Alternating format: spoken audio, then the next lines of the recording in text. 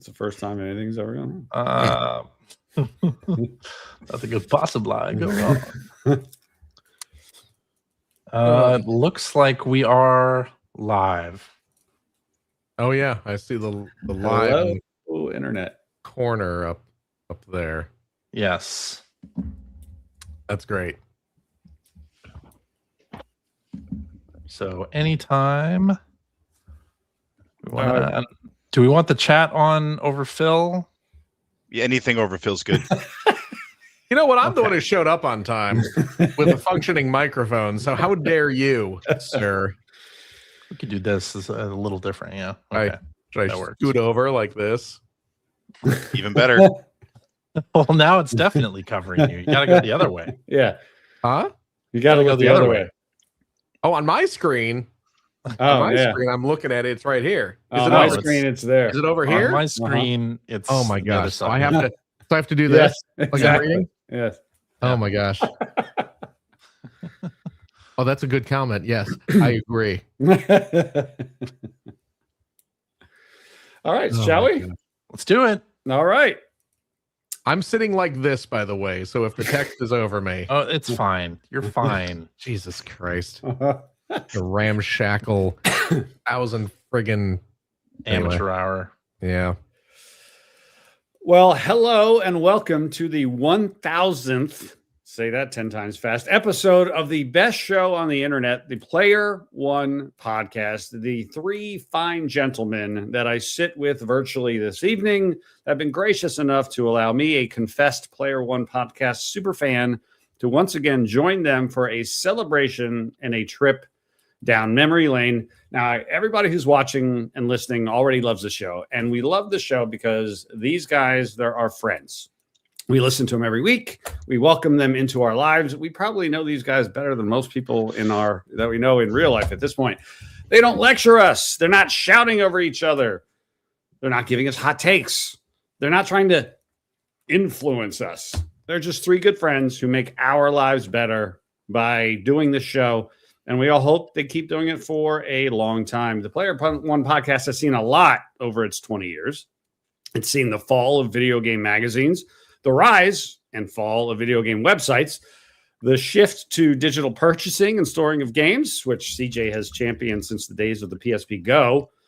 Basically, everything that these guys used to do, like work in a video games retail store or work for a video game magazine, it's all gone, long gone. And yet, this show thrives on as good or better than it's ever been, and we're all better for that. So congratulations to all of us for the Player One podcast, 1,000th episode. Let's introduce the crew. Up first, we have the man who works tirelessly to deliver the show to you each and every week without fail, although to be fair, not as tirelessly as he used to work on it back in the day. Our favorite anime prospector and Player One podcast co-founder, the great Chris CJ Johnston. Chris, congratulations and welcome to your own show. Thank you, Rich. It's great to be here. Thank you for inviting me on this very special episode. So happy to be here. And yeah, I do not edit the show as closely as I once did, but that's to everybody's benefit, I think. Mostly mine. Mostly mine, though. Yes. But I mean, as someone who also used to edit podcasts, you get slicing and dicing up those things, man. Your eyes go cross-eyed. It'd be too much. It's too much. Exactly. Well, next we have the other co-founder, the token Canadian, the man who lives in a place where time is just plain weird, far away from everybody else in the world and surrounded by water, even though he's terrified of it. The great Greg Seward. Greg, congratulations on 1,000 episodes and welcome to your show. Thanks, Rich. Thanks for inviting me. It's my pleasure. And finally, we have the man who has created so many of the characters that you know and love, and several that you don't. Mm-hmm. The longest tenured guest host in the show's history, and he's got a devil's haircut in his mind, the great Phil Theobald. Phil, congratulations on almost 1,000 episodes. And welcome there.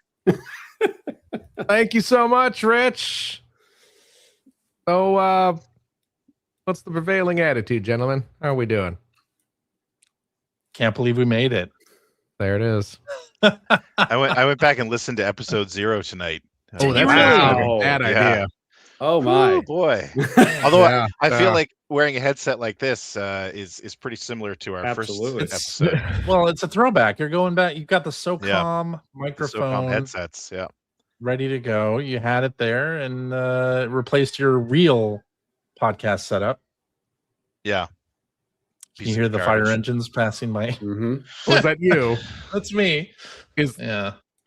Should you be worried? I'm sure it's fine. Is your Probably oven off? fine. Okay. Well, I just want to say first off, thank you guys for doing the show. You know, I don't obviously like to joke around a lot, but there is something awesome about being able to every week just, you know, listen to the show, listen to you guys. You know, I don't know what's I mean, I don't know what's a bigger deal, 1,000 episodes or 20 years. They're both big deals, right? But man, 20 years is a shockingly long time to be doing a podcast. And yet here you guys are. And I wasn't joking. I think the show is as good now as it's ever been. I really do. It's really good. So I'm really happy to be here. And I'm really glad that you guys do this show. It really Well, is. our lack of effort all the way from episode 1 to 1,000 really shines through. I can't Every tell if bit. as good as it's ever been as an insult or a I think he's compliment. insulting our old episodes. Yeah. I am. Yeah. So- Yeah. Also, I will Definitely say it's not yet 20 years. That happens. No, in it's not yet. October. Later, Not yet. but it's almost Pretty close much. to it. I Right, mean, pretty much. Theme you know. of the universe. These events are happening simultaneously. Yes. So I do have a question for you, CJ. And Yes. actually, now that I read this is more of a statement than a question. But Sure. I don't think you understand the definition of a holiday song. Because that was not a holiday song a couple of weeks ago, my friend. They were like jingle bells at the beginning. There were, the first few bars started off very merry. Yeah. I will hard. say I did understand the lyrics to that song for the very first time ever. Yeah. I never knew what was going on. I'm like, oh, No. that's what that song is saying. Now, the funny Interesting. thing about that Funny, it's saying recording, nothing. But anyway. the funny thing about that recording was we decided a couple of weeks before we were going to do that song. Okay. And then we got a Jeopardy game for the after show where it was song lyrics, and Yeah. one of them were the song lyrics from Dragula. And That's amazing. the funny thing was when we were deciding on what we were going to do and getting the karaoke version up, like I listened to a bunch of different versions and read the lyrics. The only reason I knew that was Dragula was because I had read the lyrics. Yeah. Oh, yeah. Same. Yeah, I didn't know the week name of the before. song. I didn't know a single lyric. I think it's White Zombie, right? Is it? It's is that White Zombie, Yeah. Oh, it absolutely is. So, like, as I'm bopping my head, and as I'm also taking note of the Devil's particularly enthusiastic singing in that song. It's one of my personal favorites. I was delighted to see my favorite holiday song show up. Yes. Yeah. Yeah, you could tell, Satan, that you were all over that. Like, I could feel the joy emanating from you as you were singing along with that. I love burning through witches. That is definitely Why clear. wouldn't they? Oh man. So now I have a question for each of you. I'm going to start with Greg. Greg, what is something, because again, 1,000 episodes, almost 20 years. What is something video game related that is current in a positive way? Like it's happening now but it's in a positive way that would have absolutely blown your mind when you started the show, right? Like episode 0, Greg would say, oh, this is a thing now. And you just go, what? No way. Is there something you can think of? I mean, I would say the most positive thing since we started has been the rise of indie games, which I think sort of rolls into there's just games for everybody now. You know, like if there's anything you're into, there are cozy games. There's just anything you want out there now, and that they're so ubiquitous. You know, when we started, outside of a computer and a dedicated game console, that's where you play video games. That was it, right? And now, I mean, everybody's got basically a potential game console hanging on their wall at home or in their pocket with their phone. Like, I never would have guessed that was going to happen, because I just want to call this out. We launched before the iPhone. Yeah, we did. So the smartphones did not exist in their Nope. current form when we started the show. So yeah, Nope. You guys I check would out say this that's- game, Snake. It's amazing. yeah. You exactly. gotta avoid your own tail. It's nuts. We come from a time when they were trying to make phones smaller. Yep. Yeah. Yep. Absolutely. Phil, same question to you. Oh my gosh. I mean, Greg stole kind of the obvious one. So I guess I'd have to say I love how games more and more these days are filled with unlimited spending, microtransactions, Uncapped uncapped, and Dark Wait. patterns. the Are you darkest. From Ethan. Is that what's happening here? No, this is an independent thought that I just had. Something positive going on in the game industry. You know, I mean, I definitely do agree with Greg. You know, having indie games and the wide variety of the types of games that people have been able to enjoy. You know, just, you know, retro styled stuff. You know, you're seeing more retro styled stuff now that is like inspired by like PS1 era. You know, it's not all just like NES pixel art or whatever. Seeing like completely just unexpected things like oh cripes, what's the CJ will know this is a CJ game. What's that game where you write positive notes to random people? Kind Words, Kind Words. which Just has a sequel, Kind Words 2. that is There's true. 2 of them. It's a good Kind name. of And words. they're both great. Yeah. You know, just the wide range of stuff like that. But you know, kind of beyond that though, beyond just stealing Greg's answer, I will say that the availability, the accessibility of games, you know, just the fact that everyone is carrying a game system in their pocket.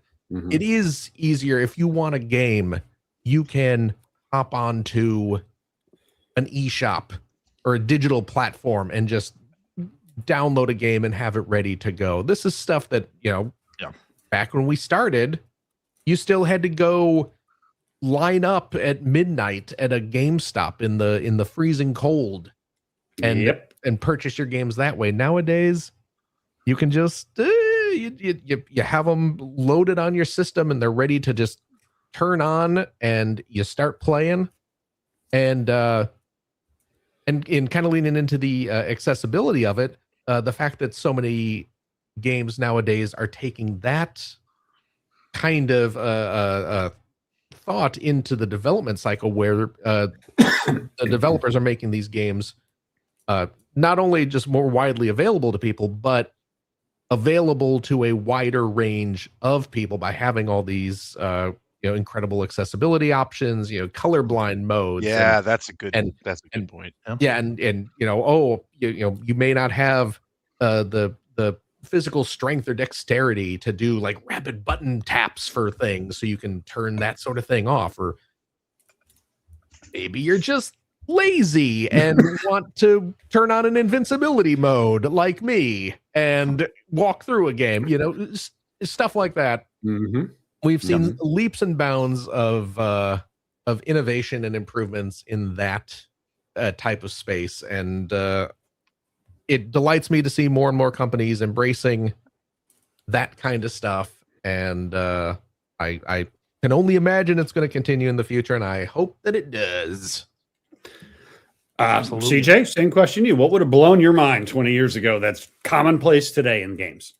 Man, I mean, Greg and Phil took all the good answers, so what the heck am I left with? It's gonna be that you can play console quality video games and PC quality video games in a handheld and take it anywhere with you, not just on the phone, Right. but on the Steam Deck or the Switch 2. What was the handheld PS Portal. console? What was the?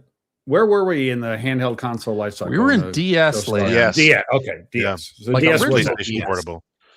Not even 3DS at that point. Not right? even Right. 3DS. No. Right. Okay. Nintendo DS. I don't even think was the DSi a thing at that point? Oh, I don't know. Nope, it was not.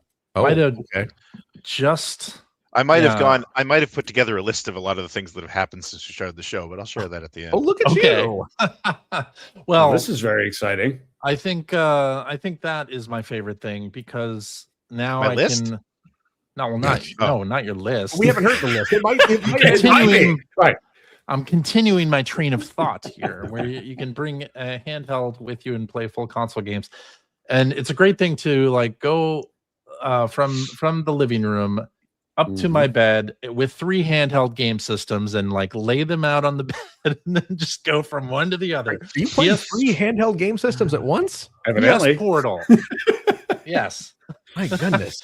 Steam Deck, Switch 2, like that's it's great. It's great. Love it.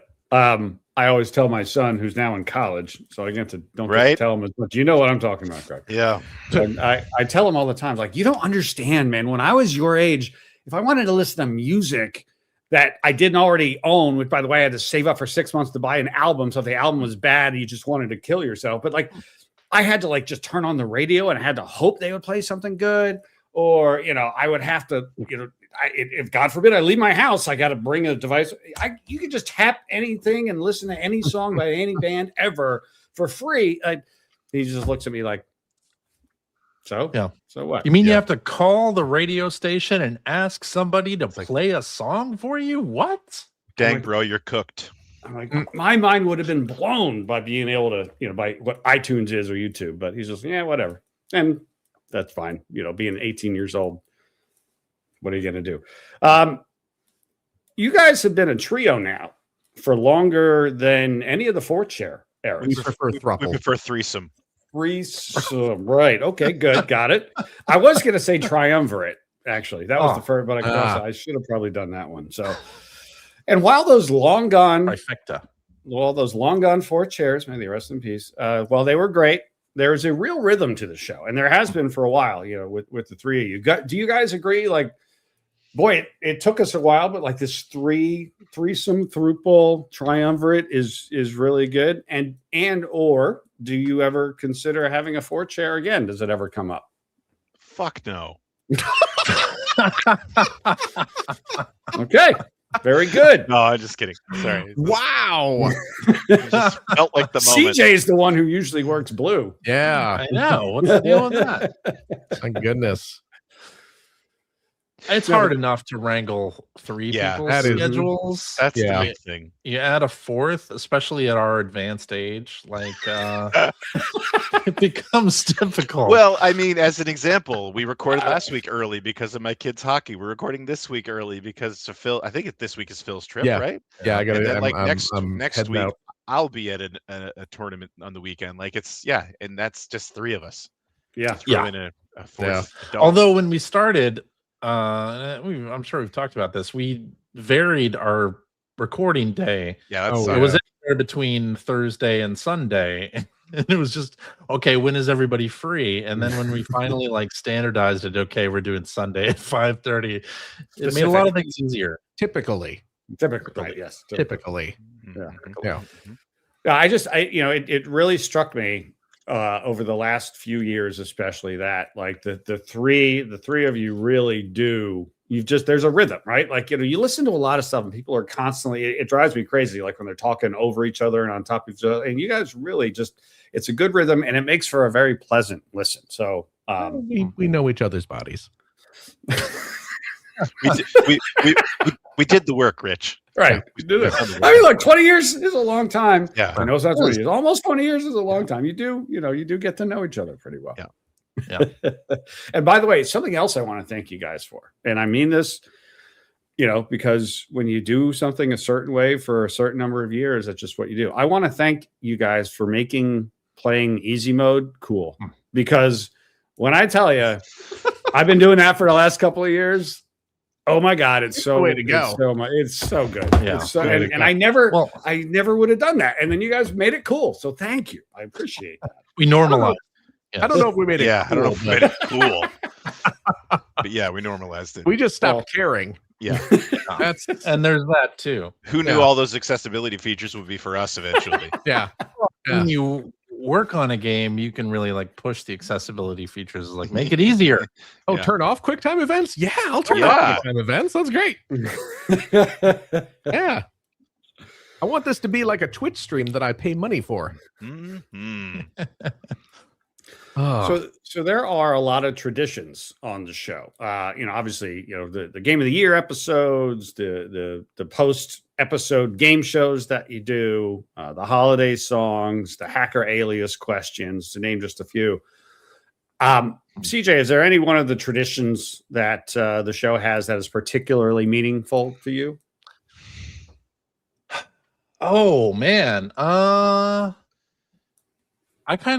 always liked doing the after shows, honestly. Like I think those are fun. Well, And Well, that's what you get to do. I guess You one can't of do it us on the likes regular show. Yeah, I think it's fun, like to do a little extra something, and especially if it's like a review game where I'm not on the hot seat. I'm reading the reviews, not trying to guess them, so I don't have to like deal with my own memory. Remember anything about PS1 games or Super Nintendo games that were released very late in the SNES era or anything like that? I just don't think I would do too terribly well on that. But I get to be the quiz master for those, so unless Greg? one of these other guys wants to do some work for a change and no, come up with a thank game you. for the after. My favorite tradition is not having to come up with a game for the. Yeah, that's It all comes down really to a me. good one. Yeah. I have to do it. So if it gets to be like 4:00 on Sunday and I check the email account, oh, there's no game. It's like, okay, what are we gonna do? Poor baby goes to the EGM compendium and just Yeah. Well, picks a Now- random issue and with today's technology, Mhm. wasn't it easy. took 20 years for us to get here, but now Yeah. I can We have arrived. outsource the after show game to the EGM compendium. That's great. I like my part in the outro, and the main reason why I even started yelling cheap was because at one point I used to do the part that Phil does, Yeah. and then I think it was because I actually left at episode 99 for a while. Right, So that's when I right. came back, Phil was doing that part of Right. the outro, and I Yep. felt left out, so I just shouted cheap at one point, and That'll now it's a work. thing. Is that why? Yeah. Yeah. That's hilarious. So yeah, I love you know what I that. do miss though? The phrase I do miss is level 70 or bust. Oh, yeah. That's way back. That is an But, old. yeah, it's an Old, old, very old Warcraft reference. There's Yes. a lot of older. I mean, there's the classic baldness, Mhm. right? Well, that's well, an well. all-time reference. Yeah. So many. You're all getting closer and closer. I notice. Oh yeah. Not me- not me. Oh yeah. I am. We recognize hair plugs when we see them, CJ. Yeah. It's all over for this guy. It's all over. I in fact grew more hair. Yeah, This is what I'm doing. that's Yeah. true. Phil, what about you? Oh my gosh. Well, we don't have as many special guests on the show as we used to, This is but true. I do always enjoy when we have a visit from my personal favorite special guest, Here we go. friend of the show, the devil. Thank you very much. It's always a treat. Yeah. You know, when you douchebags hit that beloved, I don't know, you're wasting your time with this 1000. You already hit the zenith at episode 666. Yeah. The episode where I deemed myself ready to appear, to rise from the fiery depths Yeah. to guest You know- on your show. You know what I'm happy about though is that we spent the money for Yeah. that for one episode of the show. And we did not spend any money for that for episode 666. Yeah, we You- did. You did that. Well, You did that by hand, didn't you? No. Didn't you He do did the- Dormerbot by hand. Did I do the devil You- thing by hand at When- that time? Okay, I guess we're I guess I my guess we're spilling memory from is- some behind the scenes secrets. Uh-huh. no. When we recorded 666, All time. me talking like this. and then you went in and you Oh, manually. Okay, and then did all the, and then we eventually got the Go XLR. The Go XLR, which what the Go XLR does, folks, is concentrate our evil energy, evil forces, allowing the portal between our realm and the depths of hell to open slightly just for the microphone, allowing the devil to escape. It's our own Doom pregame, really. Yeah, so we didn't get that for episode 666. No, I promise you we did not. Okay. And I love how episode 1000 is turning into the worst production meeting ever. Yeah. That's why for a while the devil, he returned to the pits and we did not hear from him. And then suddenly he showed up every friggin' week to have a chat with Greg in the outro. More likely then was I didn't want to do the work. Oh, that's exactly what it was. Yes. Pitching it down. So I was like, let's get you a Go XLR. And then you were like, oh, here's a machine. For a character that was really a one-off. Yeah. Yes.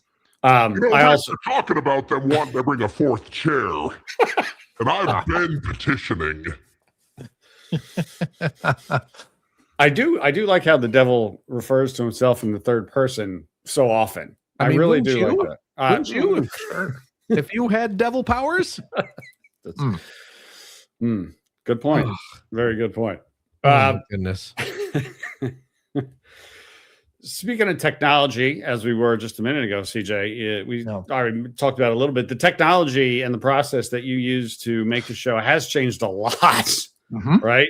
Oh, yeah. First of all, you stream, right? And you upload to YouTube. So that in itself is an addition, but also, I would distinctly remember, because I've had the pleasure of being on the show a bunch of times, having to do the clap.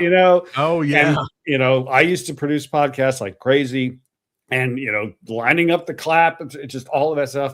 But so I'm interested in your sort of thoughts about how the technology, what it was when it started, and how it's evolved over the course of these 1000 episodes. Yeah. When we started, we were recording our own audio, and then I would edit it in GarageBand on the Mac.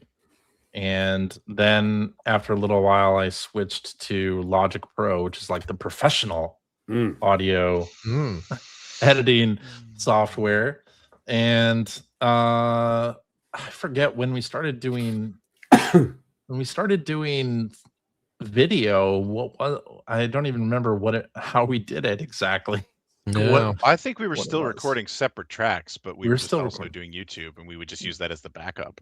Yeah, we would do YouTube, and we would have backups and all this stuff, which I haven't had to use for a very long time, thankfully.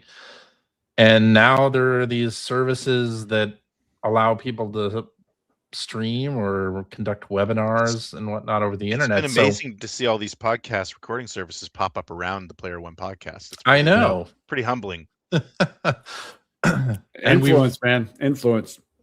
And it's great because now we don't have to do the clap, and I don't have to tell people to start a recording or whatever. Like, actually getting guests or a fourth chair would be super easy now, and we just don't do it. I mean, having to collect, the wave files and convert them to AIFs or, audio bouncing, all that stuff. Don't have to do any of that. Long gone. Think of the past. I do use like some software to take out like breaths and things and normalize the audio between us, and then level everything, and then I edit on an iPad now. Oh God, that wasn't a CJ thing to do. Wasn't how it's always been, but there's a specific podcast editing tool that I use that's a piece of iPad software. So I use it. I use this tool called Ferrite that does a great job and has like all the features that I want. So it's great. But technology has gone way past what I thought we would get. It used to take me basically like a full day to edit the podcast. Now it takes me like 20 minutes. Yeah. And I used to I used to be using ChatGPT to come up with show titles for a little while. I used to outsource that to AI until AI started completely failing at it. And now I have to do it manually again. So technology is not quite there yet. They can't tell us what should we call this thing. Because I forget what the hell we talked about the minute we're done recording, which I'm sure is true for Greg and Phil as well. I remember everything. I usually have a list of like 15 viable episode titles that I've written down, and I keep offering them to you, and you're like, nope, I'm gonna let the robot do it. Put them in our Slack chat. Let's see it. Well, I don't have them with me. I didn't think so. So load these 1,000 episodes and 19 plus years. You guys must have had, well, I know you've had a lot of different interactions with the fans, right? Fans of the show and at different eras in time. I'm interested, what's some of your favorite memories of fan interactions, whether they're in person or whether they're, whatever they are. But I'm sure you all have had at least, more than a few of those. So I'm curious, and I'll start with you, Phil. Oh my gosh. And if any fan interactions or community interactions stand out? I mean, it is hard for me to go out in public these days. People are always like, "Oh, it's the Player One podcast guy. Do the funny voice. Do the Sam Raimi voice." And so it's hard. It's hard. Say the line, Bart. You know what? I actually have not had that many. Like in-person interactions with fans, like every now and again. And you know what? And I hesitate to even say fan. The listener. No one's a fan of this. No one. I'm a confessed super fan. Me. Like when we were at PAX, like the one year when we were all at PAX. We were at PAX together like a couple different years. Yeah, but there was one, like someone actually recognized us, and we got to chat, and every now and again usually it's always when we're together, people will sometimes come up and chat with us, and everyone's always been very, very nice and stuff like that. Certainly chatting with people on social media and things like that is always great, and again, everyone's generally been very cool. I'm gonna give a special shout out to my dear friend Bill Mudron, who I met through this show. Bill, I know, avid reader of like the Ziff Davis stuff and listening to those podcasts and things like that. And I became a fan of his artwork before I met him, just because he draws some amazing pieces. Absolutely. And because they were all a lot of like kind of nerd centric video game art, it gets passed around online and you see it and you're like, oh, that's really cool looking. And then at some point we just kind of crossed paths and realized that we both enjoyed each other's work, and now he's one of my dearest friends. It's awesome. So love that. Yeah, I think that definitely qualifies. Oh, okay, good. So love you, Bill. Judges, yes, the judges say it qualifies. And of course, I love all of you too. But not as much. Not as much. Wow. I mean, come on. Yeah. CJ, what are some of your favorite interactions with the community or fans? Yeah, I had been going to PAX along with like Adult Swim Games for a number of years, and I'd have people come up to me there, which was fantastic. And occasionally I'd meet up with like industry folks who were like, "Oh shit, you're that guy from that thing." It's like, wait, what's your name again? Your voice is very familiar. So that's fun when that happens. Yeah. Then they're like, you work with Mark McDonald, right? Can you get me like a autograph? Something. I love 8-4. Wow. Oh, No, wow. But it's been great, and meeting up with different people, like Rich Grisham. We've met a couple of times, had dinner in Atlanta. Absolutely. Had some great fun. Yeah. CJ. Yeah. I'm seeing something, and tell me if I'm pointing to it. because the text is on the other side. Is this? Oh, yeah. Is this correct? You signed a skateboard? At the last Sea of Thieves Fest. Yeah, I did. You're right. Yeah? Look at Did you sign it Tony Hawk or No, there was somebody who listened to the podcast and knew that I was going to be at the Sea of Thieves Fest. And that's very nice. signed a skateboard. It's true. That's awesome. Yeah. What's that like, destroying the value of a collectible skateboard? It felt pretty darn good. Let me tell you. they're getting it professionally graded? I was like, make sure you wear a helmet, son. To eBay, signed Chris CJ Johnston. Avoid the clap, CJ.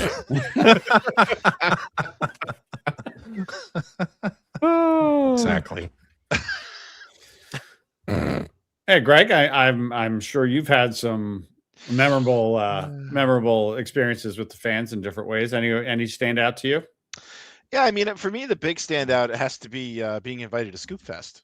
To do live recordings at Scoop Fest, and to meet people who I think, there was a bit of crossover there. I mean, we were there basically because Paul Mattingly's a big fan. And Paul absolutely, an amazing guy, one of my favorite people. Absolutely. And he invited us there, but we got to make some new fans and meet some new fans, and I've got some really dear friends out of that. Joey and Jessica, the Scoops, for sure. Yep. I mean, to the point that they came here one year to do Extra Life with me, and I've been down to their place before. And Ben and Nancy Rivers, indie game developers in Toronto, met them through the show as well. Wonderful people as well. And Alpha Tryon out there in Toronto is part of this group. So I mean, it's all about fan interaction for me. I mean, my favorite, my second favorite part, I love talking to these two knuckleheads every week. I mean, that's the reason we've been doing it for 20 years. But I love the community that's built up around it. It's really dear to me. It's really important to me. And I would have to say too, we've been doing a GT racing league. Based on the show for 7 seasons now. We're in our 7th season right now, and that's an amazing core group of guys that I race with that I look forward to racing with every couple of weeks. Those seasons aren't just a couple of weeks long, right? They're months long. Right. We're going to March. So yeah, but it's great. I love it. I just love getting together and racing with them. The seasons are just an excuse to keep everybody sort of on a schedule to meet up and race. It's awesome. I love it so much. Oh, speaking of Paul, I gotta get in touch with Paul and get his opinion. As we record on January 22nd, the first trailer for the Masters of the Universe movie came out, and Paul is a huge Masters of the Universe fan. So I gotta get his thoughts on that. Heck yeah. Yeah. Oh my gosh. Very excited about that. Speaking of live shows, those were very memorable. And I wasn't able to be at either of the Vegas ones, but I'd like to think that I would be able to go to a future live show. I mean, obviously we're all in different time zones and different schedules and things like that. But I assume the answer is yes, that you guys would like to do a live show in the future. Do you think it could ever happen again? Absolutely. Yeah. Good. Never say never. Good. Yeah. Never say never. Would it be in Vegas again? Probably. Would we eat dinner in the dark again? Yeah. Yes. Oh God. That was my favorite. That's my favorite memory of interactions with the hosts. Genuine. Just the best. Also, my favorite interaction with Phil ever. Yes. Was the dining in the dark. Genuine trauma. I think about that a lot. What? And for as genuinely traumatic as that was for me, and make no mistake, there's no gag on that. It was a nightmare for me. It was, which I can step back and appreciate. It was great. Also very funny, but a genuine nightmare. But for as funny as torturing me was, my favorite bit of that whole thing was just the moment of silence and just Ethan saying, "I dropped my fork." That was the best. It was such a I guess you don't have a fork anymore, man. I guess it's all finger food from here on out. Because you ain't getting that fork back. It is gone. That was great. Was that I think that might have been. It was one of the Scoop Fest, but I think that might have been the one where Mike Phillips actually drove to Vegas. Oh, that was right. He joined us on stage, which was great because that's. I mean, I love Mike. He's a fantastic guy. Oh yeah. And it was so great to finally meet him in person. And I wish we'd had the opportunity to meet him in person more often. Absolutely. But, I do miss Mike on the show. Yeah. We all miss Mike on the show. I mean, he's still with us, Mike Phillips. Yeah. You know, well, I said was, but no, absolutely. That was a wild era. The Mike Phillips experience was a wild era, and I mean that in every good way possible. But Mike definitely added some spice to the show in a way that was very unique to Mike Phillips. Yes, No doubt about absolutely. that. Yes. We hear about your kids all the time, obviously, because you guys, are just living your lives, and we listen to it to the lens of video games. But and those of us who are parents, I mean, I always get a kick out of, especially because my son is now first year university. Greg talked about your daughter, and you didn't talk much about it, but I could tell you were going through some of the same things that I went through. And all of a sudden, your kid goes away to college. It's very jarring. It's very, very jarring. I look forward to CJ and Phil dealing with it. And so, Greg, you're juggling 3 kids, including one in college, and CJ and Phil, like me, are just one and doneers. Yep. Do your kids ever listen to the show, or have they ever gotten a sense of the community that you guys have all built? Phil, we'll start with you and Finn. Finn has better things to do than listen to the Player One podcast. This nonsense. Guarantee you that. No, he is not. I mean, he has not existed at a point where I wasn't doing this show. So this is just a regular part of his life where dad is out of commission for a couple hours every week to record his show and do his podcast. And I don't think he gets the scope of doing this for 1,000 episodes, because again, it's just kind of a commonplace thing for him. It's just one of dad's stupid hobbies that he has. I'm going to be up in my room playing my games while that happens, because that's more entertaining, is what he says. Right. Yeah. CJ, your daughter is, you talk about her a lot, and the games you play together and the stuff you watch together. So, we all get a kick out of that. And we've heard, and we know, like, sometimes she'll be listening to you when you're recording. Yeah, she watches the YouTube feed. Oh, she does. Okay, there you go. Cool. So she Not does everybody. have a sense of the show and the community to a good degree, then, I would think. Yeah, and like with Finn, like, she's never known a time where I haven't been doing this on Sunday nights at 5:30 specific time. So although I don't think she knows, like, that we have a community or that we have a Discord server with a bunch of people that also listen, and but that's fine. What about you, Greg? Oh, sorry. I don't know that you'll want to listen back to any of this nonsense. Greg, do your kids ever listen, or have they ever gotten a sense of the community in any way? I don't know that they've ever listened. They've gotten a sense of the community, again, as I mentioned, where I've had a couple people show up, from the community here. So I mean, they've like I said, the scoops unannounced. They've may had announced. No, that happened years ago, but not because of this show. Right. No, they do have a sense of that, and they don't listen, I don't think. I know that both my oldest daughter and my son have actually met people who knew that I did a podcast. Mm-hmm. And I mean, my son's sports teams, we actually, as a company, sponsor one of his sports teams every year. It's true, because of the Patreon funds. So They do have a sense of it, and it's funny. I'm going to get a little sentimental here, but I do think about this. I have thought about this. So I lost my dad 7 years ago, right around this time of year. Actually, it was January 7th, 7 years ago. And I was kind of thinking there one day recently in sort of a low moment where it's like, I'd love to hear his voice again. I don't have any real recordings of my dad's voice. And it kind of hit me. It's like, boy, my kids have way too many recordings of their dad's voice. Yeah. But it gives me a little bit of comfort. I kind of like Sure. that, and I hope that they think about that one day when I'm gone, if they're ever, if they ever want to hear that voice again. That there's going to. Well, I'll have long stopped paying for the podcast hosting, and it'll just not be possible to listen to it. Download local versions, kids. Yeah.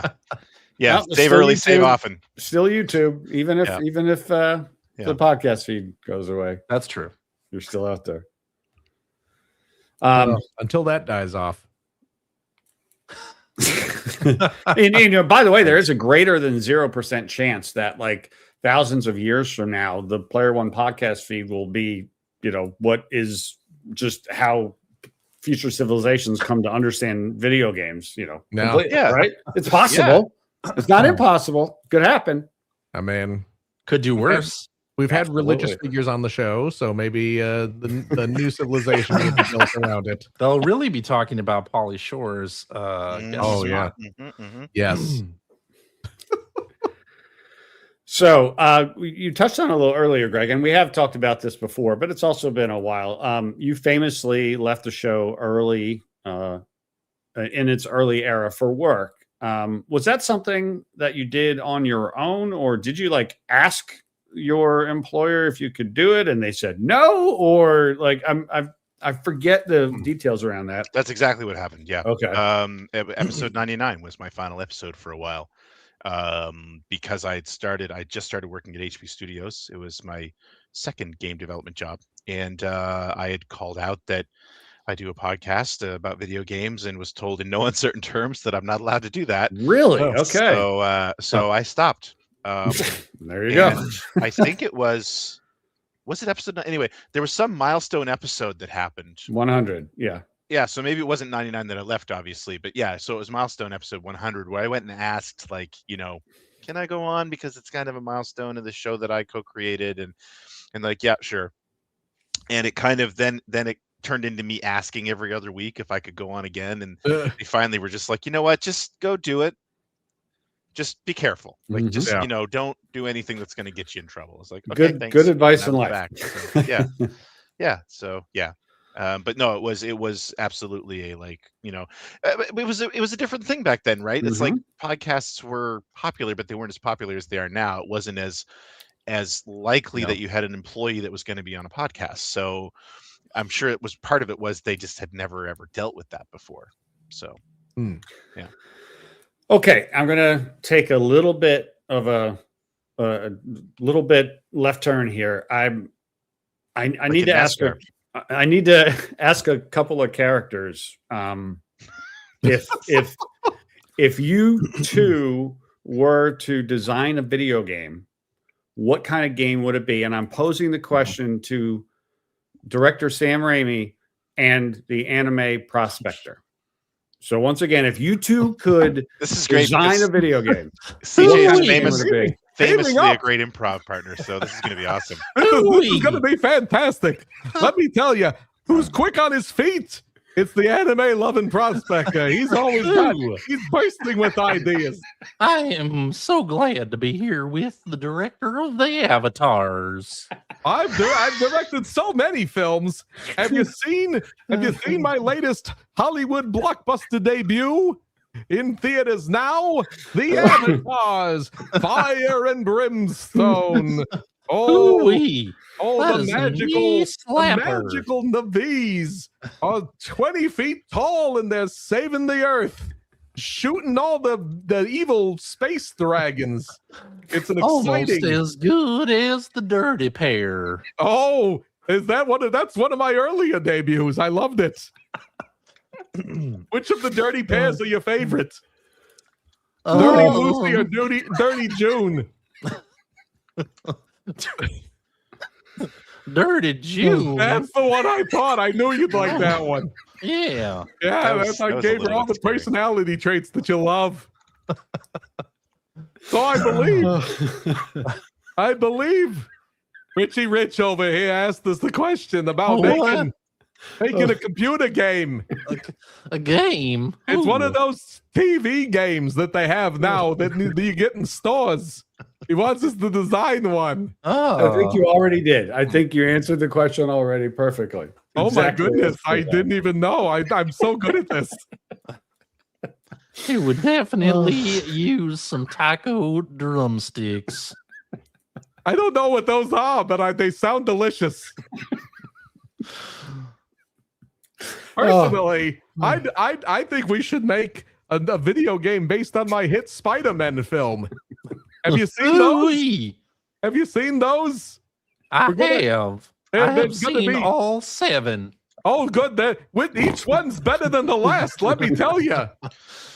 Which one's your favorite there? Well, I like the prequel story that you did. It was the 5th movie, but it was actually a prequel. Attack of the Spider-Man, Rise of the Spider Babies. That was one of the most important ones if you're looking into the lore. I mean, without that one, you don't have continuity. Well, exactly. You got to set up the stage for what the characters are going to do in the future. I'm sorry, Greg, but that was fantastic. Thank you. I mean, Anime I can keep prospect. going if you want. It doesn't really matter. You know, again, perfect. I have a lot of hard drive space on this computer. It can save all day. You know how big I can make my MP3s on here? I think my lawyers are advising me not to answer that question. I'm going to put them in my Discman and I'm going to pop down the street. I got that skip protection one. I paid extra for that. Oh. Ted told me, he said, spend the extra money. Get the skip protection. Ted told me. he's the tech guy. That's pretty I'm the good. creative muscle. He's the brains of the operation. He's like, if you're going jogging and you want to listen to your MP3 videos on your Magic Box, you got to get the skip protection. That way, when you skip down the road, it doesn't get interrupted. CJ, you know how this goes. I know you. Absolutely. I'm sorry, Dan. I was agree. talking to CJ, but the anime wait a prospector second. answered. It's pure chaos over there. There's so many people at his place. Pretty sure Rich is going to pee himself. Oh, jeez. Pixar, it didn't happen, dude. Okay. Well, thank you again, Director Sam Raimi and Anime Prospector. It's problem. always a pleasure to be I here. mean, no problem. Oh, Lord. Okay. If there were to ever be a Player One podcast museum and educational resource center, CJ, where would that building reside? And what kind of a building, what style of a building would it be? Oh, You're building your presidential library for the show. it would be akin to Stonehenge. And no, Put it in a trailer park. Well, trailer park's probably a good answer, actually. Would it be Yeah, in it would have- Illinois? Would it be in the Northwest, the Pacific Northwest? Would you put it out in Halifax? Is there a spiritual home? I mean, I think- geographic home for I the think show. we got to go back to where our friendship started. It's got to be Chicago, right? Yeah. And we- yes. the collections on display would include the SOCOM headsets that we began the show with, or maybe even the Xbox 360 Burnout. I forget which one we were playing when we formulated the idea for this here Yep. thing that we do. There would be a lot of artifacts that would go in that museum. You know what I mean? More like fartifacts, am I right, fellas? Be the pregnant lady, the screaming pregnant yes. lady would screaming. have to be lady. there. Yeah. Fantastic. Mm-hmm. Only audio only remaining. Okay. Greg Ford watching NFL football during recordings. Greg Well- checking Facebook while we record. Yeah. And we would, of course, have 3 Moldorama machines Oh, absolutely. Yeah. where you could get little plastic representations of each of us in delightful, brightly colored, burning Yeah. plastic smell. And rather than a cost of entry, every exhibit would be a microtransaction Oh, that would come complete with a diatribe about why microtransactions are bad.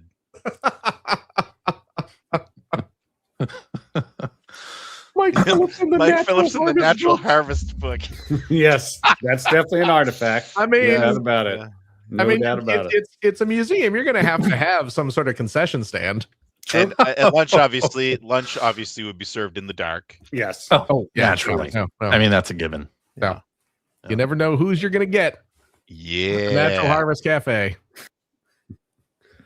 You've also famously done some shows at restaurants around the holidays way back in the day. Oh yeah, We did. Those were a lot of fun to listen to. Have you guys ever? And CJ and Phil, I know you guys do sort of live in the same general area. Although, as Greg said, you still never see each other.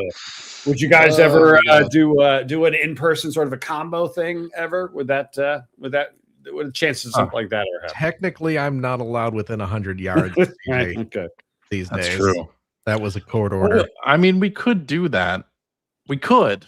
That's It's that's not, we our won't. not going to happen. We won't. Won't. Could But we doing could. some Right. Yeah. heavy The lifting. next time we do that is going to be the next time I visit and we go get some Chicago style deep dish pizza, Oh, there we go. because that is Yeah. a tradition that That- we've yep. not done since before COVID, but Yep. Did we not do that last time you were here? that was before COVID. That was before wasn't it? COVID. Oh, Yeah. damn. It's Yeah. been a long time. It's been Yeah. a long damn time. Mm. We could head over to Delfino's Yeah. here in the Seattle.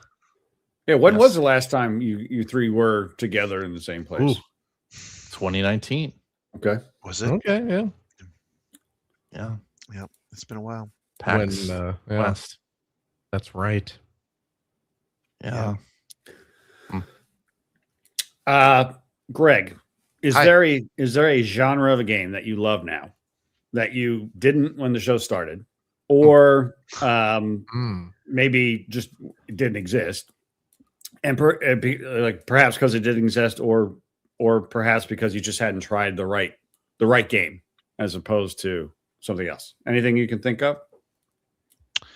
I mean, I think this might be a little bit cheating a little bit, because I loved point and click adventure games back in the day, but episodic adventure games, I would say, are the ones that, I mean, that kind of wasn't really a genre way back when, but with sort of the advent of Telltale and their game setup, I would say that's probably it. Because otherwise, I mean, if anything, the way my gaming habits have changed is playing everything on easy, and fewer RPGs. RPGs used to be my bread and butter. Right. I don't play. I do play. I have played more lately, but I don't play nearly as many as I used to. Who so. has the time? Yeah, It's true. What about you, Phil? Is there a genre or a type of game you love now that you didn't when the show started? I mean, these days I do enjoy the occasional good roguelite, which was not really something that existed in the state that it exists now. Right. Certainly we did not have games like my beloved Rogue Legacies or Dead Cells nigh 20 years ago. So yeah, that's probably the big one for me. Cool. CJ, Yeah. same question. I mean, obviously, a shared world pirate adventure game. I mean, that wasn't a thing back then, right? No, but like, and also asynchronous or some asymmetrical multiplayer horror games. It wasn't really a thing back then. I don't even know that I would feel all that into it before I got into Friday the 13th, and then now look at me. Enough of those. I've certainly grown to appreciate the Yakuza series more. Oh, that's true too. Yeah. I wouldn't have thought I would have been into that at all. Yeah. Back then. Now can't get enough of it. All it took was my boy Ichiban. Yep. And you guys did start this, as we've talked about a little bit, at a time that was very different than ours now. So I asked you earlier, what's something amazing now that would have blown your mind back then? sort of flip that around, what's something from 20 years ago that, related to video games that, that you miss, and maybe something that you don't miss? CJ. Something that I miss. I'm gonna say Xbox Live Arcade drops, where it was like they do announce the summer of arcade, and here are the games that are coming out, and that was just such like an exciting time. Also, because those games were like $10, $14 each, and it was just something to get excited about, something to like get behind, and there was always something like new and different. And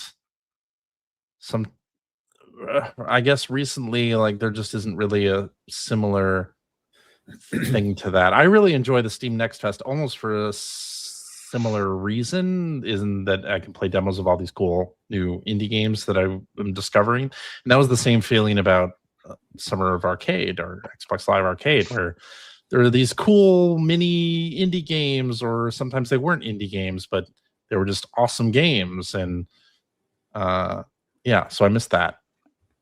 Although I'm getting that in other places, I guess. Something you don't miss. Something I don't miss from back then. Oh, yeah. Physical games. I mean, get the out of here, man. Stop taking up all my shelf space. It just moves to the hard drive space, though. That's fine. Or the cloud. Very true. Greg, what about you? What's something that you miss, and maybe something you don't miss from when the show started? I think actually I'll go back to my original answer about sort of what's good about the game industry now, which is sort of how there are so many different genres. Games in general, so ubiquitous that just we have an insane number of releases, which is an objectively good thing. But we started during the first year of the Xbox 360. And what I miss is sort of the remnants of the monoculture that was happening, and the sort of community that we were getting on those always online, always connected consoles. And the 360 was really the first in the generation where that happened everywhere. And I miss going on and seeing people getting achievements and seeing, hey, CJ's playing. I'm going to say Dead Space, but that's not the one. Catan, or CJ's playing. A bunch of my friends are playing the same game, so I want to play that game. And because the games industry has become so big, that doesn't really happen in that way anymore. I mean, it still happens within a small group of friends, a smaller group, but back then it felt like the wider community was sort of all shifting from one game to the next. That I really loved. That was a great moment in sort of gaming history. That I think we've kind of lost, which I miss. What was the second part of the question? What's something you don't miss? Well, it was something. No, listen, trust me. I'm almost 50, man. Give me a break. What's something you don't miss from that was, a big part of just being a player of video games when you started the show? I kind of got to go with the same thing CJ said. I like the convenience of just being able to download something. Yes, it's not obviously as permanent as all that, although I find that I don't go back and replay. Like, I find now when I finish a game, I'm done. I don't really go back and replay too many different games. And I do like that, if a big game comes out, I don't need to go to the local EB and hope they have it in stock, or stand in line for a midnight launch or anything, which I have romantic memories of doing that, but really I don't want to do that ever again. So I think I do like that digital's an option. I don't necessarily want to see physical games go away, but I haven't bought a physical game in a long time. Okay. And the last time that I stood on a line to buy a video game for a midnight, for like the midnight launch, was Grand Theft Auto 5. Oh, wow. And I said to myself while I was on that line, as I'm looking around, like, this is I should not be here. Right. I'm Yeah, too yeah, old exactly. for this. I don't miss that at all. I don't miss that at all. Phil, what's something you miss from when the show started and something that you don't? I miss physical games. I still buy physical games when I can. I do like owning a game that I purchase, and kind of to Greg's point, I don't necessarily go back and play a lot of games once I'm done with them, and if that's the case, I like being able to sell them off. I like being able to recoup some of that money, which you obviously cannot do with your digital games. Am I buying as many physical games as I used to? No. Right. No. But that's all. It's just me being choosier at this point, and less of me not wanting to. But you know what else is something I actually miss is being able to go buy retro games without the collector speculative market destroying everything. 20 years ago, if we wanted to play an old Super Nintendo game or a Genesis game, we could go to a retro game shop and you go in there with $50 and you come out with a handful of games and good games, Right. and that just doesn't happen anymore.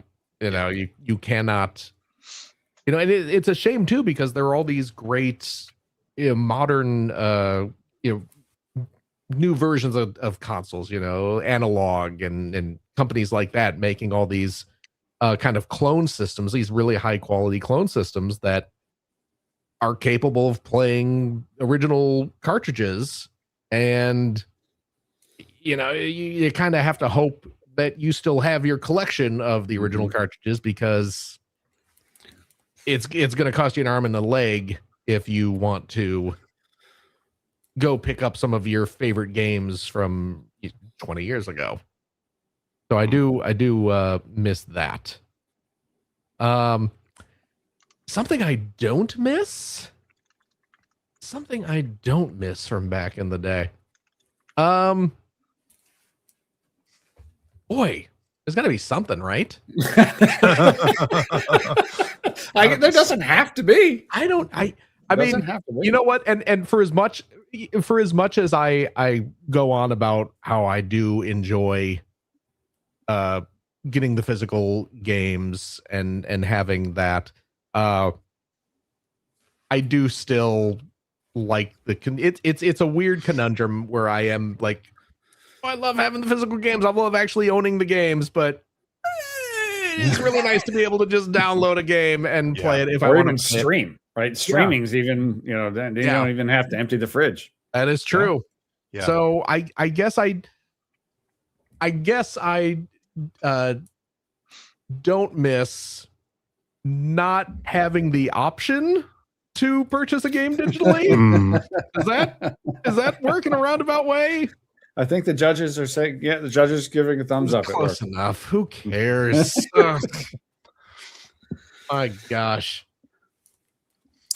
Something that also, it gets brought up on a regular basis just because it's a video game podcast, but you guys know a lot of people in the industry and, are in the industry yourselves, and have been in and out of the industry, professionally over the course of, of the show. And, these are people that you worked with at the magazine, people that you work with now, particularly CJ, right?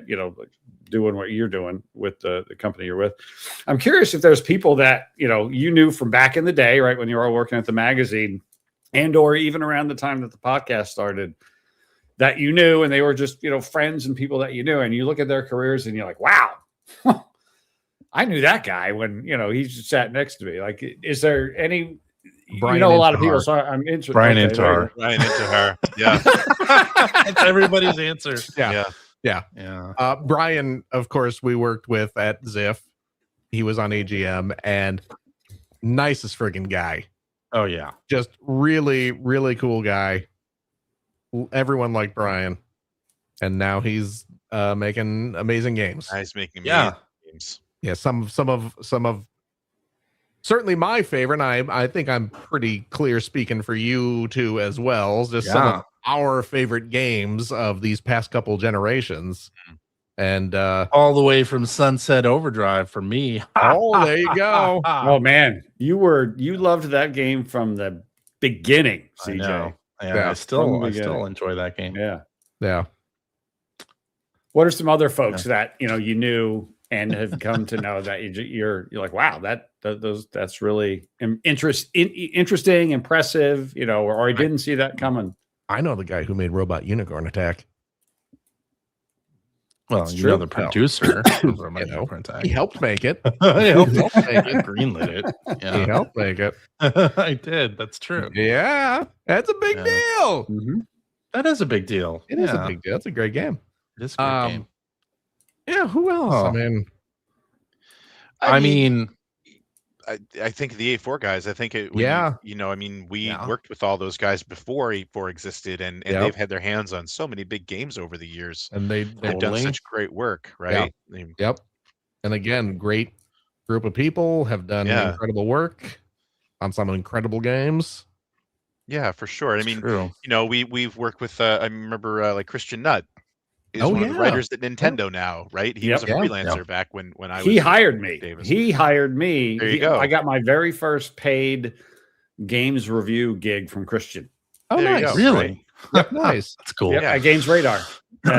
24 the game was the review. Nice. By the way. Nice.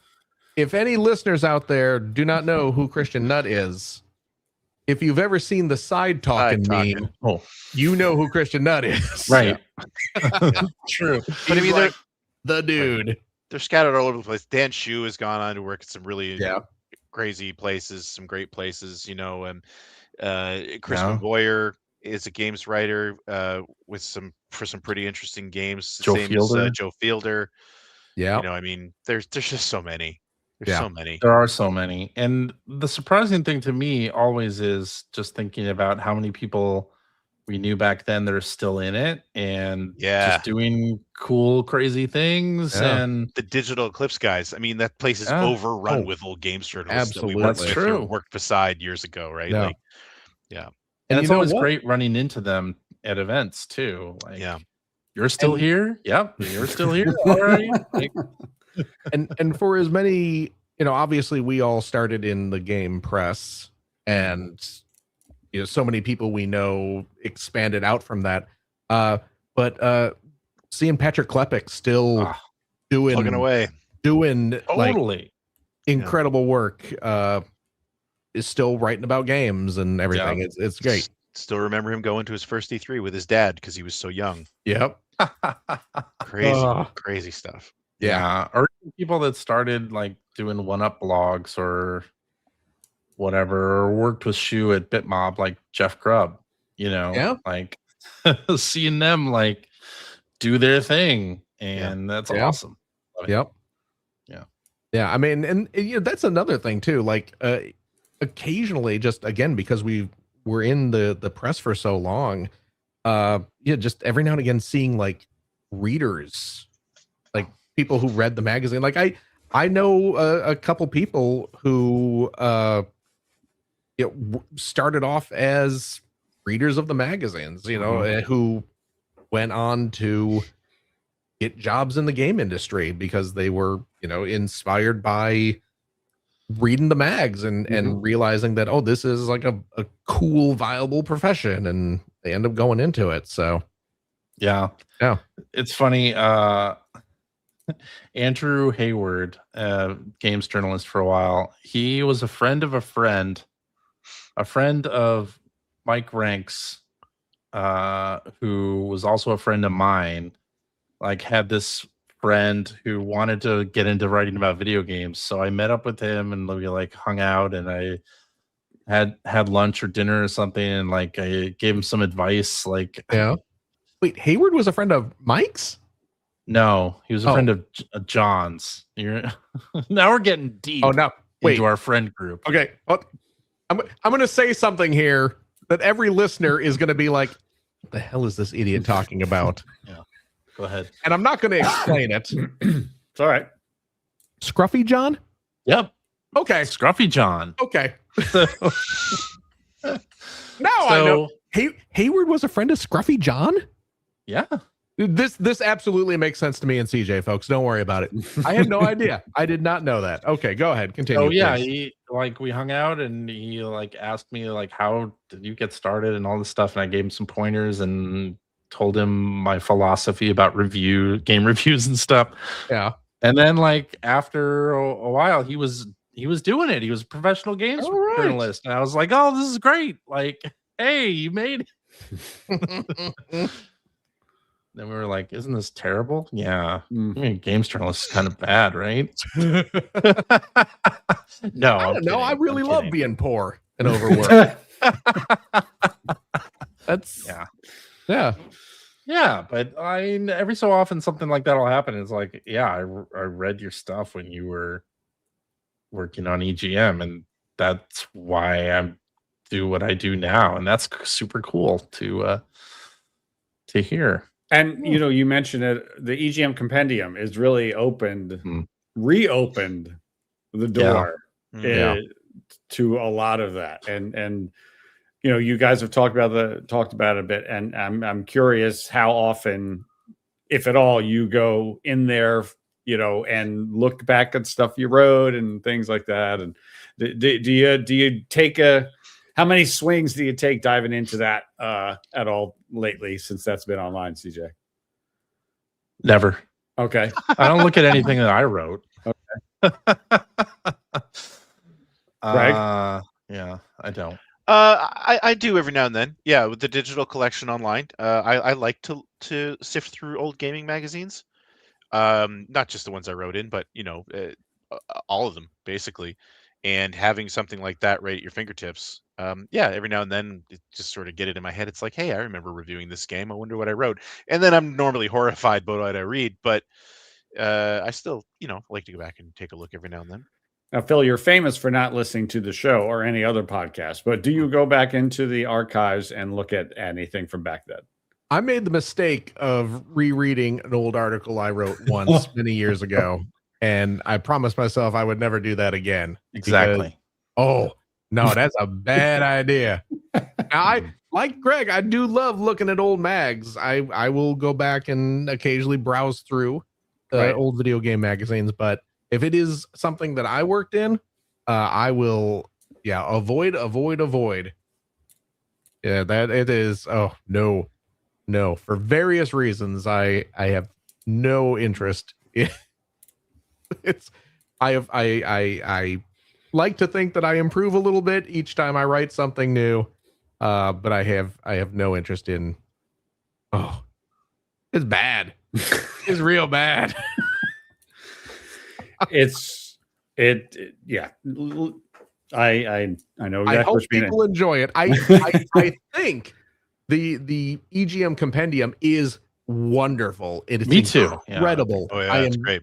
Delighted it exists. I appreciate the just unthinkable amount of work that went into putting that together.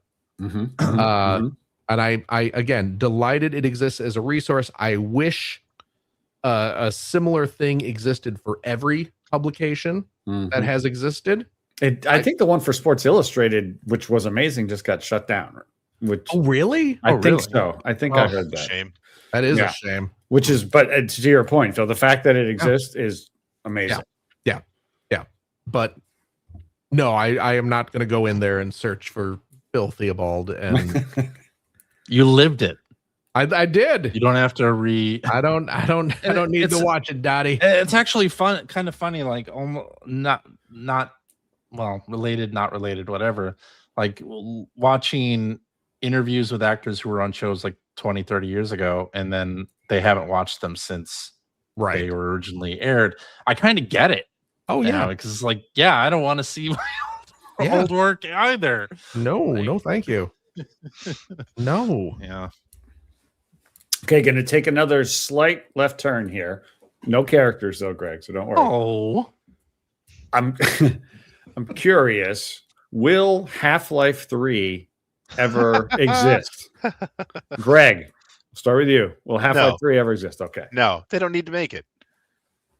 CJ? of course it's going to exist. My prediction is that it won't be called Half-Life 3. It'll be Half-Life something. They're not going to do a number, and I think it'll happen within season 26 of this year's show. Now, Phil, you are well documented as close personal friends with Gabe, so we know you can't really comment on the situation, but just keep it between us. But if you had to, theoretically, here's the thing. Yeah. Okay. I mean, nobody listens to this show. I don't need to worry about this. I didn't want to spill the beans, but I was in the elevator the other day, and Gabe comes in. The door's open. There's Gabe. He walks in. He presses the button for his floor. He's going up. I'm like, yo, GN, what's G-Dog. new? What's chicks? Gaben? And he's like, oh, Phil, my main man. That's how he talks. And he was like, how have you been? And I've been doing great, Gabe. Hey, let me tell you something while we're on the trip up here. You got to give me the inside scoop. I want to know, what are you guys working on right now? And he said, well, Phil, I'm going to tell you, don't spread this around because I know how loose-lipped you can be, but don't be telling people this. Right now, we are working on a hot new game. I'm just going to tell you the title. And the title of this game is Half-Life 3, Portal 3. oh, whoa, It's Wow. It's You gonna just blew my mind. It's gonna bring God. the two worlds together, and consequences will never be the same. You are gonna see all sorts of incredible action in the world of Half-Life and the portals. Please look forward to it. He also told me it's coming out this November, so Wow. There you go. pre-orders are going live in June, he said. Wow. Yep. What a Wow. scoop. Yep. Amazing. Yep. It's only going to be available on the Amico. So what a turn. Yeah. Wait, Didn't that expect seems that. that seems to be important. yeah. So make sure you get yours updated and get all the new drivers installed by then. So, Greg, you mentioned you had some lists. I want to make sure that I give you the time here for that. So, the lists that you speak of, Mr. Seward, what do you got? Yeah, since the show started, I was just kind of curious how the world's changed. Since the show started, we've been through one wedding ceremony, 2 divorces, 5 kids, including one call-in from the delivery room.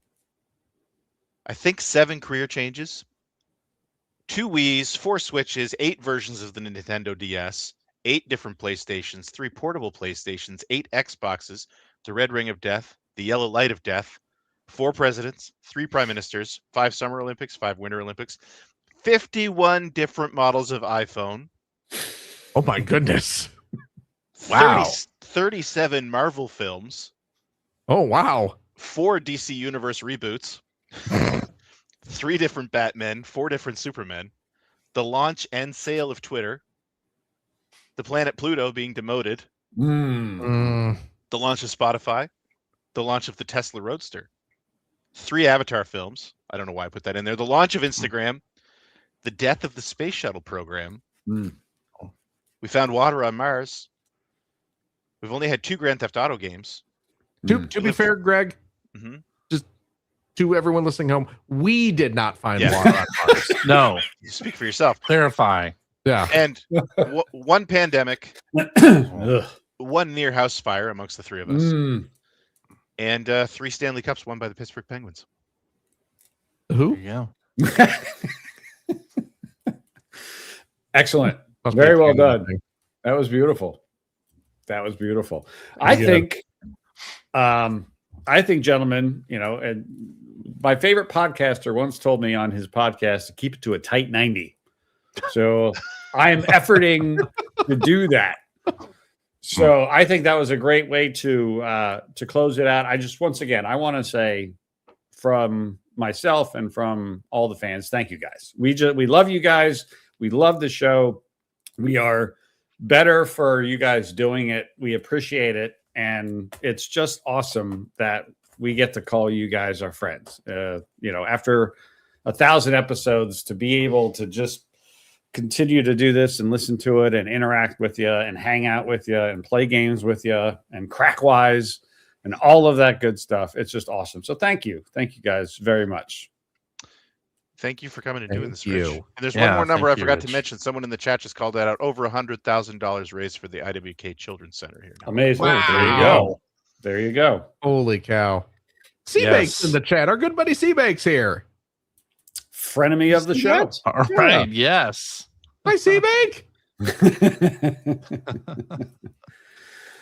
So I think the other thing I just want to thank, I've been watching the chat as it goes here, and just want to thank everybody for joining us for this recording, and for even if you don't join us every week, for joining us tonight and saying hi. Like, thank you so much for that. And it does mean a lot that people listen to the show every week. I mean, that's kind of why we keep doing it. And it isn't just that now it's routine and we kind of have to. It's a little bit. although a there's little bit that. Yeah, of course. Yeah. Slightly that. But thank you everybody for joining us for however many episodes that you've been listening to us. Thank you. I hope this isn't your first episode. That'd be kind of confusing. Yes.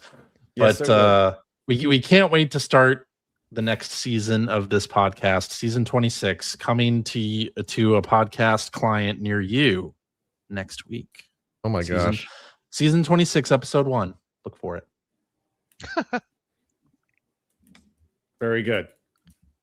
Well, on that note, I will turn it back to you, CJ, for you to do what you do so well for 1,000 episodes. Alrighty, and that is our show for this week. Thank you very much for joining us and for listening. If you have a question about something you heard or would like to comment, you can direct that to @P1 Podcast on the Blue Skies, or you can go to our internet website at player1podcast.com. There you'll find our contact information. You will find show notes and links to all the things that we talked about, which isn't a lot in this particular episode. Sorry. Listen, your homework this week is to listen to all 999 episodes before this one, so that this one makes a whole lot more sense. And you'll also find a link to our Discord server where you can discuss this episode with us and our other listeners. If you would like to subscribe to the Player One Podcast, you can do so by visiting player1podcast.com, the very first website on the internet, or by looks like it too. It certainly does. Or by loading up your favorite podcast listening app. We're also on Spotify. You can like us on Facebook. You can watch video archives of our show on the youtubes.com/P1 Podcast, or you can watch us live most weeks on the YouTubes, the Facebooks, the Twitch televisions, all over the darn place. Just follow our Blue Sky account to find out when we're doing our next live show. Typically, it is Sunday evenings at 5:30 specific time. Not tonight, of course. No. It's Thursday, for crying out loud. But typically, it is on those Sundays. That's why you follow the Blue Sky account, to find out when we do something goofy like this. And I'll tell you what, if you like what you've heard, and how could you, head over to patreon.com/P1 Podcast. Throw a few shekels our way. I am not at liberty to discuss the details, but I will say that the Patreon funds, big chunk of them are going to go towards Rich this week, who demanded an exorbitant fee before hosting. I cannot describe to you people the ridiculousness of his writer agreement. The stuff we had to get in his dressing room. Yeah, like the peanut M&Ms, but no yellow ones. It was weird. Yeah, and like the peanut M&Ms, but no peanuts. Yeah. And it's like, we can just buy the plain chocolates. And he's That like, wasn't good no, enough. it's not the same. I won't do it because it's not the same. And it goes on. It's pages. There's like a ream of paper. We had to print it out. And who the hell does that anymore? I know. It's part of the writer. But it was right there. It was it was the last entry in the writer was, I need to see this printed. Got it. And then he just chucked it in the garbage. And I said, Rich, the recycle bin is right next to the garbage. And he said, no, you Mother Earth, I'm gonna throw this right in the trash. And if you dare think about moving it into the other bin, I'm gonna come to your house and I am gonna find you and I am gonna then I'm gonna right up your. It's just like, Jesus, fine, Rich. Can you tell which one of the three of us is the one that isn't here every week dealing with this? Oh, boy. Or we might just use the Patreon funds to keep the stream going.